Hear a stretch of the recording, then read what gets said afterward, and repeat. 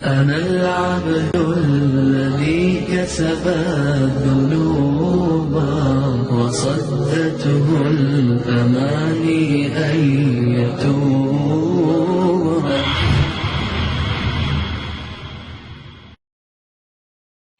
دعا فرمائے اللہ تعالیٰ ان کو شفا عطا فرمائے. ایک دو باتیں آج کے بیان سے متعلق.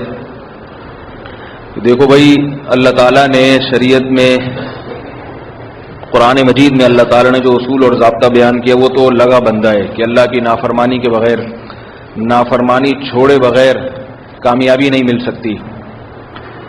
نافرمانی کی بہت ساری اقسام ہیں. میں یہ بار بار زنا، شراب پر اس لیے بات کرتا ہوں کہ یہ بیماری نوجوانوں میں بہت زیادہ، بہت تیزی سے پھیل رہی ہے اور والدین کے علم میں نہیں ہے. ماں باپ سمجھتے ہیں اپنے بچوں کو بہت نیک ہیں، اور سمجھنا بھی چاہیے. کسی کو، ماں باپ کو ان کے بچوں سے میں ورغلا نہیں رہا خدا نخواستہ کہ آپ گھر جا کے اپنے بچوں پہ شک کرنا شروع کر دیں، لیکن ایک زمینی حقائق بتا رہا ہوں کہ بچہ جو برائیاں کرے گا وہ ماں باپ کو بتا کے نہیں کرتا. لڑکیاں بھی تو اپنے گھروں پہ کنٹرول کریں، لڑکوں پہ بھی لڑکیوں پہ بھی کنٹرول کریں اس کے اوپر کہ بھئی کہاں جا رہی ہو، کہاں کب آؤ گی. کالج یونیورسٹیوں میں بچیاں پڑھتی ہیں، ان کو چھوڑنے جائیں، ان کو لے کر آئیں. یہ نہیں کہ صبح گاڑی میں بٹھا دیا بھول گئے کیا ہو رہا ہے. تو نگرانی کریں. اگر ان کے پاس موبائل ہے تو فون کر کے پوچھیں بیٹا کہاں بیٹھی ہوئی ہو، خیریت، کلاس میں ہی ہو نا، کہیں اور تو نہیں ہو. تو یہ نہیں کہ ان کو یہ احساس ہونا شروع ہو جائے کہ ابا ہم پہ شک کر رہے ہیں. بس احتیاطاً کہ بیٹا اچھے خاندانوں میں ہمیشہ بچیوں کی نگرانی ہوتی ہے. چونکہ ہم اچھے خاندان کے لوگ ہیں، آپ بھی ماشاءاللہ اچھے خاندان کے، اس لیے تھوڑی سی نگرانی تو ہوگی. سمجھ رہے ہیں بات کو کہ نہیں سمجھ؟ اسی طرح بھائی بیگموں پہ بھی تھوڑی تھوڑی نگرانی رکھیں، کیونکہ آپ کو لوگ نہیں بتاتے، ہمیں بتاتے ہیں. بیگموں پہ بھی تھوڑی تھوڑی، زیادہ نہیں، کیونکہ وہ آپ پر جتنی رکھی ہوئی ہے اتنی آپ نہیں اس پہ رکھ سکتے. تو اس میں بھی کہ بیگم 1 گھنٹے سے فون پہ بات ہو رہی ہے، تو اب اتنی محبت ماں باپ سے عام طور پر آج کل ہوتی نہیں ہے کہ 1 گھنٹے تک کوئی بات کرے. تو اگر تھوڑا سا نمبر مجھے مل جائے کہ کس سے بات ہو رہی ہے تو مجھے کافی خوشی ہوگی.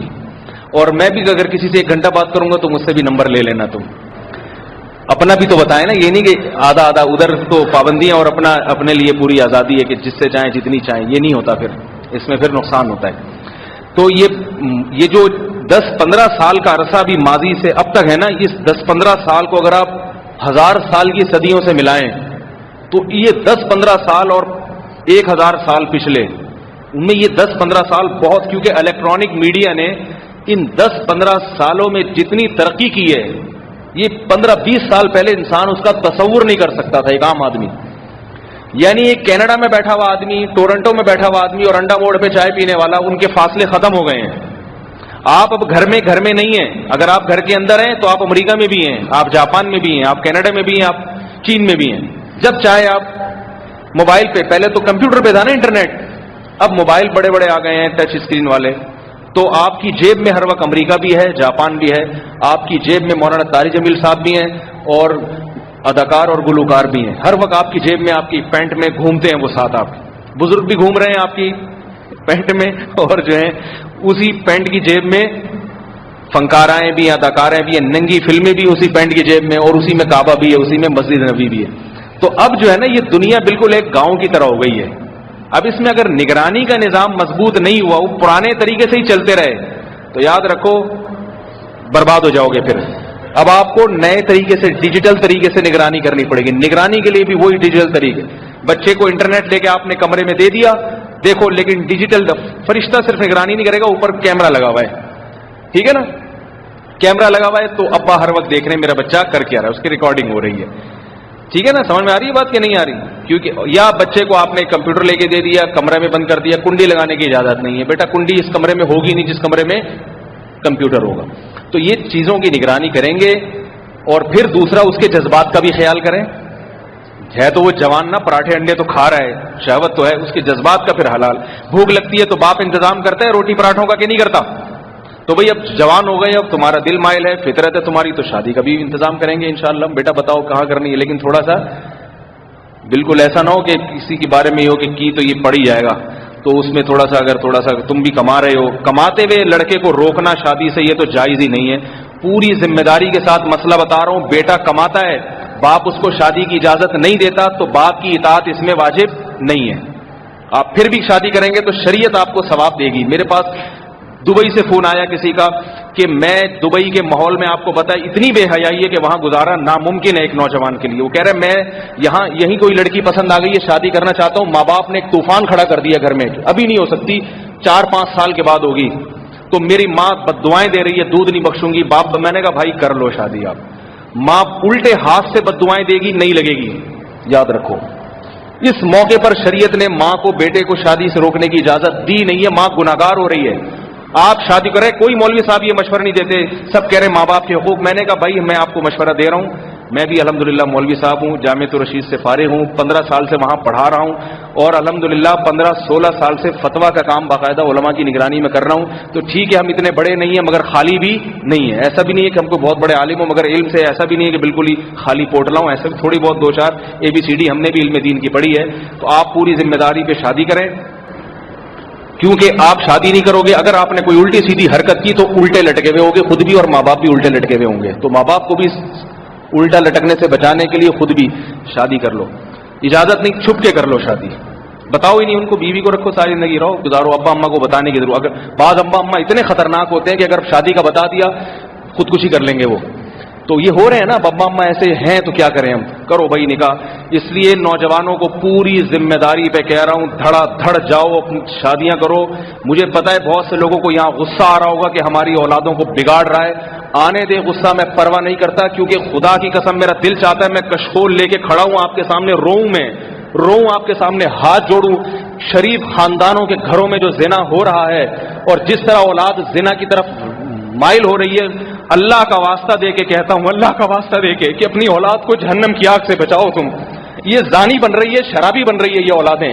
یہ تبلیغ میں 4 مہینے لگا لے گی پھر بھی زنا کرے گی, یہ تبلیغ میں سال لگا کے آئیں گے پھر بھی زنا کریں گے. اللہ نے زنا سے بچنے کے لیے تبلیغ کا راستہ نہیں دیا, شادی کا راستہ دیا ہے. خانقاہوں میں بیٹھ کے بھی یہ زنا کرے گا, خدا کی قسم زنا کرے گا یہ, کیونکہ اللہ نے زنا سے بچنے کے لیے شادی اور نکاح کا راستہ دیا ہے, خانقاہوں کا محاسبوں مراقبوں کا راستہ نہیں دیا. قرآن میں جہاں بھی زنا سے بچنے کا حکم ہے آگے شادی کا حکم ہے. اس لیے میں کہہ رہا ہوں نوجوانوں سے جو کما رہے ہیں, جو بیوی کو رکھ سکتے ہیں اپنے خرچے پہ, ماں باپ کو اطلاع دیں, ان کو اعتماد میں لے کے کریں, ثواب ملے گا. اگر ماں باپ روکتے ہیں, ماں باپ کی ایک نہ سنیں اس میں, نکاح کرو, خدا تمہارا ساتھ دے گا.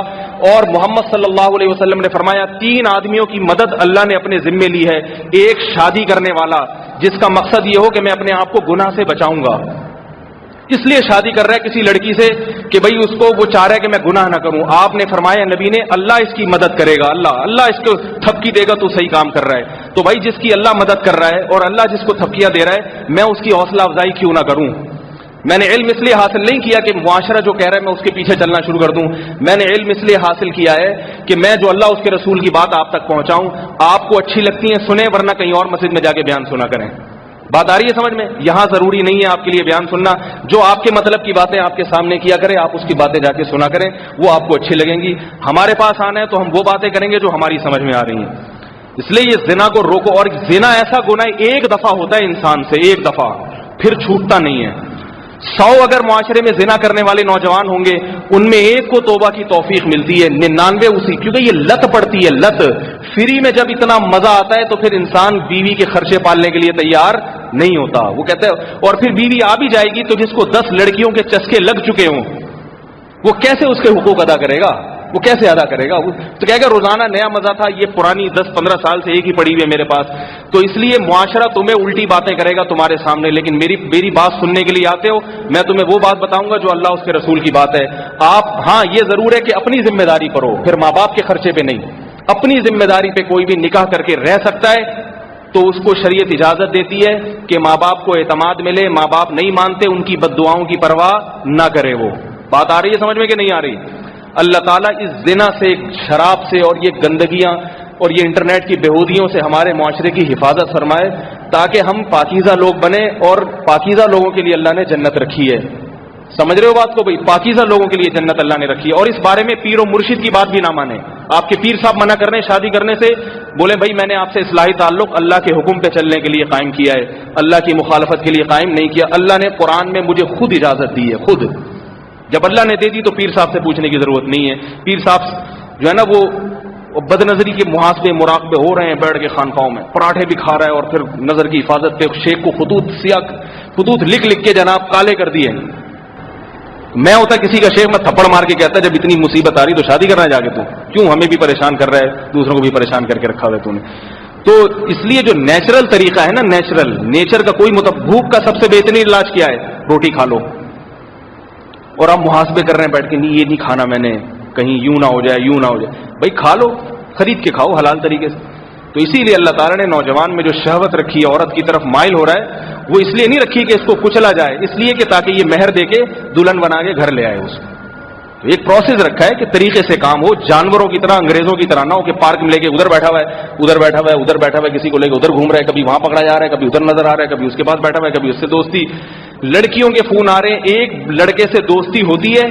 ایک خاتون کا فون آیا میرے پاس کہ میرا منگیتر جو یہ کہتا تھا میں صرف آپ کا ہوں کسی اور کا نہیں، پتا چلا میں ایک دن اس کے گھر گئی تو کسی اور لڑکی کے ساتھ بیٹھا ہوا تھا. پھڈا ہو گیا، جھگڑا ہو گیا. ابھی شادی کے دن آ رہے ہیں اور یہ منگیتر صاحب تین لڑکیوں سے دوستی لگا کے گھوم رہے ہیں. جھگڑا ہو گیا، منگنی ٹوٹ گئی. پھر اس لڑکی کا فون آیا میرے پاس کہ میں کیا کروں، میرے منگیتر مجھ سے معافی مانگ رہے ہیں کہ میں آج کے بعد صرف تمہارا ہوں، کسی اور کا نہیں ہوں. میں نے کہا توبہ کرنے والے کو تو اللہ نے معاف کرتے ہیں، چھوڑو، آج کل رشتوں کی بھی کمی ہے، آپ کر لیں اسی سے کر لیں شادی. تو وہ بھی مان گئی، وہ لڑکا بھی رو دھو کے. اب شادی کے دن سے 2-4 دن پہلے پتا چلا پھر کسی 2 لڑکیوں کے ساتھ موٹر سائیکل پہ گھوم رہا تھا. وہ تو کسی نے دیکھ لیا، محلے والے نے، 2 لڑکیاں بٹھا کے گھوم رہا ہے. پھر اس لڑکی کا فون آیا، میرے ابا نے دیکھا ہے. کیا میرے ابا رکشا چلاتے ہیں، وہ پورے کراچی میں گھومتے ہیں، وہ سب پہ نظر رکھتے ہیں. ابا نے دیکھا کہ وہ بندہ پھر کسی لڑکی کے ساتھ چپک کے بیٹھا ہوا ہے اور پارک میں جا رہا ہے. تو خون کے آنسو رونے کا دل کرے گا کہ نہیں کرے گا؟ ہے بھائی، کیوں اس لڑکے کے ابا نے اس کو اس کا عادی بنایا ہے. ایک تو منگنی کر کے 2 سال تک اس کو ڈیلے کیا ہوا ہے. جب منگنی کر دی، دھڑاک سے شادی کرو تاکہ گھر میں بیوی آئے، وہ پھر نگرانی کرے گی. اس کو چھوڑا ہوا ہے ایسے ہی. شادی ابھی 4 سال کے بعد ہوگی، ابھی تم اپنے پاؤں پہ کھڑے ہو جاؤ. نتیجہ پھر یہی ہے کہ 6 لڑکیوں سے دوستیاں لگا، پتہ ہی نہیں چل رہا اس کی ہے کون سی سالے کی، کم بخت کی اس کی. یہ والی آفیشلی یہ والی ہے، باقی وہ والیاں ان آفیشلی اللیگلی بہت ساری ہیں.